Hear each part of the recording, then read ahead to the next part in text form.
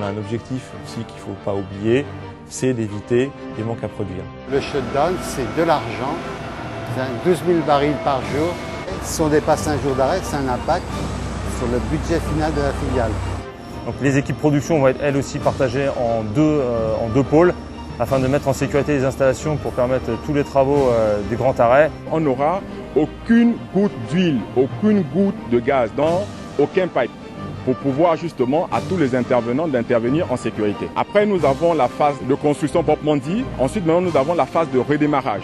Et c'est cette phase qui devient un peu critique parce que tout ce qui est équipe de production devra faire un effort supplémentaire vu que ce sont de nouveaux équipements maintenant qu'on va exploiter.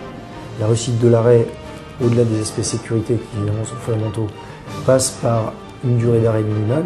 Donc il faut absolument avoir anticipé les travaux à faire, mais aussi les aléas qu'on pourrait rencontrer, en ayant en particulier la matière, les effectifs disponibles pour prendre en compte ces aléas. Donc la logistique, c'est pareil, on revient toujours au même mot, c'est anticipation.